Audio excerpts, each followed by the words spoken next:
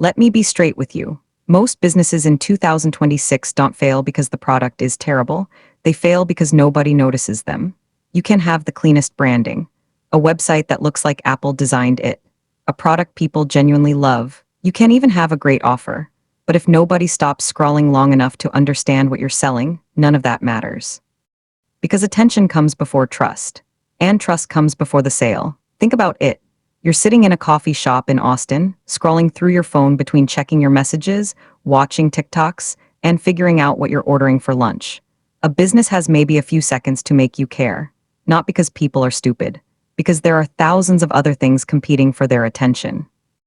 That's the business environment we're living in now. And here's the uncomfortable part. Starting a business has never been easier. You can build a website from your phone. You can create a logo in minutes. AI can help you write product descriptions, emails, advertisements, and even brainstorm business ideas. Platforms like Shopify and TikTok Shop have made it easier for small businesses to reach customers without needing a giant physical store. The barrier to entry keeps getting lower. And that's great news. But there's a problem. When almost everyone can create something, simply creating something isn't enough anymore. You need to get noticed, because being good is no longer the entire strategy. You have to be clear, memorable, and discoverable. That's where attention comes in. Imagine two companies selling almost identical products, same quality, similar price, similar reviews, but one company knows how to communicate its value in 5 seconds, while the other uses complicated language that nobody understands. Which one do you think gets the click? Probably the first one.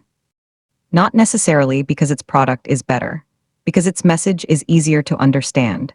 And that's the first lesson of modern business. Clarity beats cleverness. Nobody cares how sophisticated your marketing sounds if they don't understand what you're offering. You know those business descriptions that sound like this? We leverage AI-driven solutions to optimize next-generation workflow ecosystems.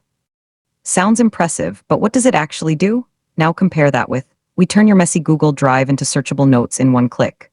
Immediately, you understand the benefit. That's the difference. Your job isn't to sound intelligent. Your job is to make the customer understand.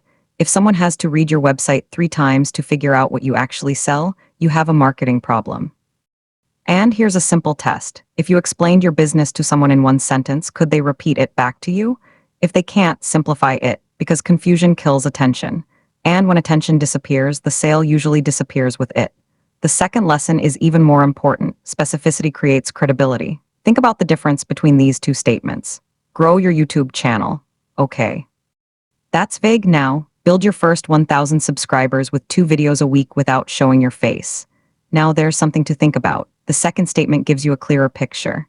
Who is it for? What is the goal? What's the method? What's the constraint? Specificity doesn't automatically make a promise true, of course, but it makes the promise easier to evaluate. And that's important because modern consumers have become incredibly good at ignoring generic marketing.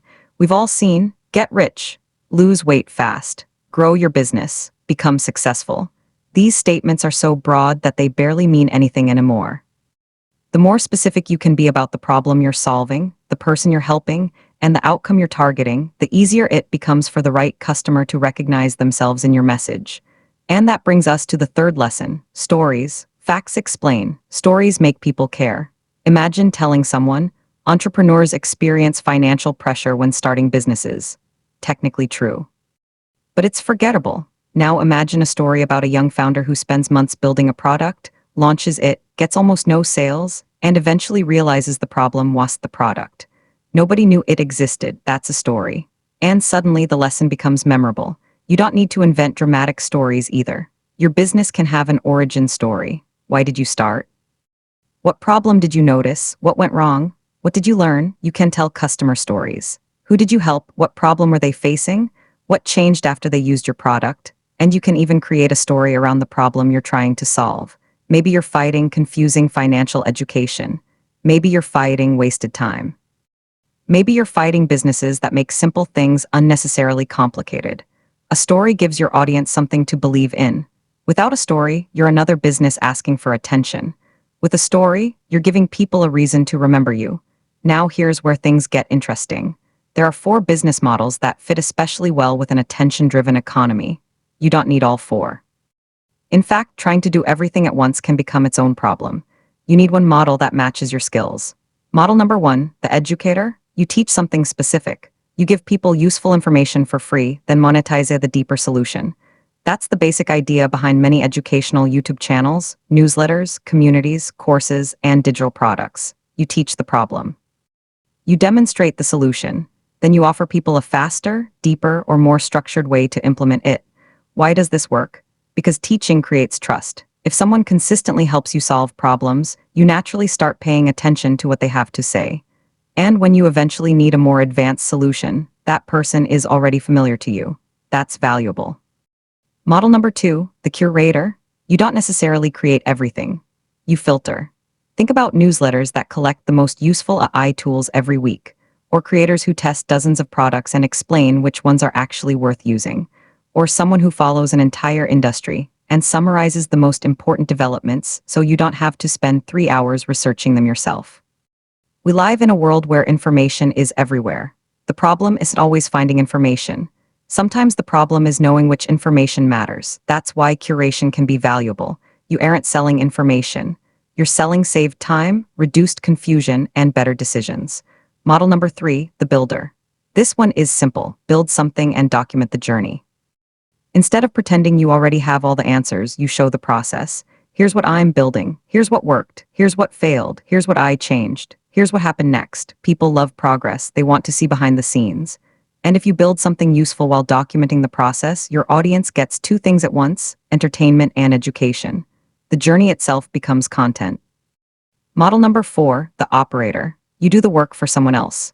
Instead of teaching a business owner how to edit videos, you edit the videos. Instead of explaining email marketing, you manage the emails. Instead of teaching a creator how to repurpose content, you handle the repurposing. This is the done-for-you model. And it works because knowledge is not the same thing as execution. Someone might know exactly what they should do and still not have the time, skill, or energy to do it. That's where a service becomes valuable. So pick one. Educator, Curator, Builder, Operator. You can eventually expand. But in the beginning, focus beats complexity. One audience, one problem, one platform, one offer, and one clear reason for people to follow you. Now here's another mistake I see constantly. People try to sell before they've earned any attention. They build the product, they make the website, they create the logo, they set up the payment system. Then they launch, and nothing happens. Not because the product is necessarily bad, because nobody is listening. You don't need millions of followers before you can make money. But you do need some kind of audience, distribution channel, network, or customer base. You need people who actually care about the problem you're solving. That's why content can be so powerful for a small business. Every video, post, email, or useful piece of information is an opportunity to earn attention. And there's a simple framework you can use. Hook, story, next step. The hook earns the first few seconds. Something like, most people think you need money to start a business. You don't? Or, I spent months building something before realizing nobody wanted it. Or, here's what nobody tells you about starting a business in 2026. Then comes the story. Give the viewer context, show the problem, show the mistake, show the lesson, make it human. And then give them a next step, not necessarily BUYNOW. It could be, watch the next video, download the free guide, join the newsletter, try the framework yourself. The goal is to move someone from one tiny action to the next, because attention becomes valuable when it turns into a relationship. And that brings us to something nobody likes talking about: consistency. Attention can compound over time, but momentum can also disappear when you stop showing up.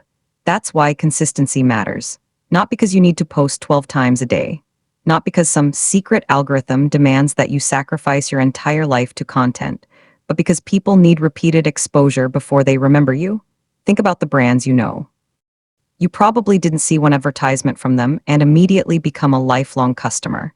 You saw them again, and eventually they became familiar. That's the power of repetition. But consistency doesn't mean doing everything manually. It means building a system. Batch your work. Instead of recording one video every day, record several when you have the energy. Instead of designing every post from scratch, create reusable templates. Instead of constantly reinventing your content, find ways to repurpose strong ideas. One long YouTube video can potentially become multiple short clips, posts, emails, graphics, or discussions.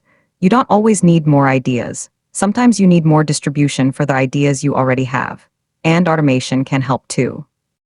AI can help with brainstorming and first drafts. Scheduling tools can help organize your content. Editors can handle repetitive production work. The point isn't to automate your personality. The point is to automate the boring parts so you can spend more time thinking, creating, and talking to your audience. And if you're starting from zero, here's a simple 90-day framework. Days 1 through 30, earn attention. Pick one platform, pick one audience. Pick one problem, create consistently. Don't obsess over selling immediately. Focus on becoming useful. Learn what people click, learn what they ignore, learn what questions they keep asking. You're collecting data. Days 31 through 60, build trust. Start creating deeper relationships with your audience. Maybe that's an email list. Maybe it's a community. Maybe it's simply responding to comments and learning what your viewers actually need. Share your best ideas, show your process. Tell stories, don't just broadcast, listen, because the audience is going to tell you what your next product should be. Days 61 through 90, test monetization. Don't immediately build a massive $10,000 course. Start small. Maybe it's a $19 template, a $49 digital product, a $99 workshop, or a service that solves a specific problem. The goal isn't to become rich overnight. The goal is to discover whether people are willing to pay for the solution you're providing. That's proof. And proof is more valuable than another month of guessing. Once you know what works, you can improve it, then you can scale. And that's really what business in 2026 comes down to, not being the smartest person in the room, not having the biggest budget, not chasing every new AI tool, not copying whatever business model is trending this week. It's about understanding people, getting their attention, communicating clearly. Solving a real problem, keeping your promises, and consistently showing up because products change, platforms change, algorithms change, technology changes, but the ability to earn attention, build trust, and deliver value doesn't disappear. That's a skill that survives every trend. So if you're thinking about starting something, don't wait until everything is perfect. You don't need the perfect logo. You don't need the perfect website. You don't need another 6 months of watching videos about starting a business. Pick a problem, pick an audience, pick your model, write the first hook, and put something into the world, because 6 months from now, you'll probably have something. The question is whether you'll have an audience, a business, and a body of work, or another excuse, and you don't get both.